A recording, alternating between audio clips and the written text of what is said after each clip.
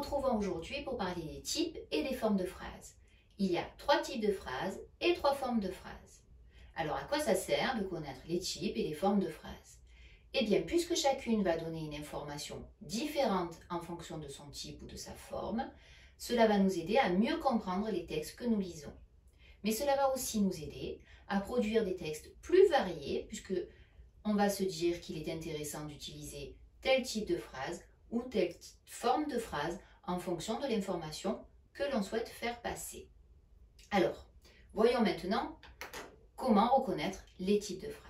Alors donc il existe, je l'ai dit tout à l'heure, 3 types de phrases. La première est la phrase déclarative. Je vais donner un exemple. La phrase déclarative permet de donner une information, elle permet de déclarer quelque chose. Elle se termine soit par un point, soit par un point d'exclamation. Prenons cet exemple. Il joue dehors. On a ici une information. Il joue dehors. Autre type de phrase, la phrase interrogative. Celle-ci, comme vous vous en doutez, va nous permettre de poser une question. Elle termine par un point d'interrogation. Donc, autre type de phrase, la phrase interrogative. Exemple, joue-t-il dehors avec un point d'interrogation à la fin. Et enfin, dernier type de phrase, la phrase impérative. Avec la phrase impérative, on ordonne ou on conseille. Elle se termine soit par un point, soit par un point d'exclamation, comme la phrase déclarative. Sauf que cette fois-ci, il s'agit de donner encore une fois un conseil ou un ordre. Reprenons notre exemple, cela donnera « joue dehors ». J'ai choisi ici de terminer par un point, car je ne me suis pas forcément exclamée, j'ai dit « joue dehors ». Venons-en maintenant aux différentes formes de phrases. Alors, il existe encore une fois 3 formes de phrases. La forme affirmative, qui correspond à la ligne que nous venons de faire ici, c'est-à-dire qu'elle donne une information, elle affirme quelque chose. Il joue dehors, j'affirme qu'il joue dehors.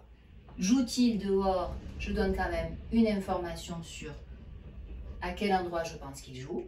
Et joue dehors, comme dans la phrase déclarative, il s'agit ici d'affirmer quelque chose. La phrase négative. La phrase de forme négative, comme son nom l'indique, va apporter une négation et va donc dire ce que l'on ne fait pas. Il ne joue pas dehors. Je suis donc ici dans une phrase de type déclaratif, mais de forme négative. Je peux également faire une forme négative avec le type interrogatif. Ne joue-t-il pas dehors? Je termine bien par un point d'interrogation. J'ai donc une phrase de type interrogatif, mais de forme négative. Enfin, avec la phrase de type impératif, je peux également mettre une forme négative. Ne joue pas dehors. Voilà. Dernière forme de phrase, la phrase exclamative. Hop. Je vais mettre un petit bout de scotch, ce sera plus intéressant pour que cela tienne.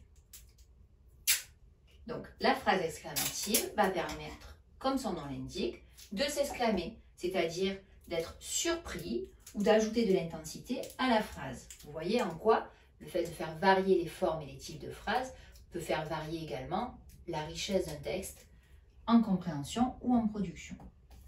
Donc, exclamative, il joue dehors.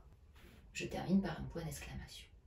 Il n'est pas possible de produire une phrase de type interrogatif et de forme exclamative, car le point d'interrogation et le point d'exclamation ne peuvent pas du tout aller ensemble. En revanche, lorsque je donne un ordre ou un conseil, je peux y mettre plus ou moins d'intensité et je peux donc utiliser la forme exclamative. Va jouer dehors. Voilà. Voici donc les 3 types de phrases, les 3 formes de phrases, donc les 3 types déclarative, interrogative et impérative, et les 3 formes affirmative, négative, exclamative. Et nous avons vu que nous pouvons mélanger les types et les formes de phrases. À bientôt! Maintenant que tu as tout compris, entraîne-toi en faisant les exercices ci-dessous.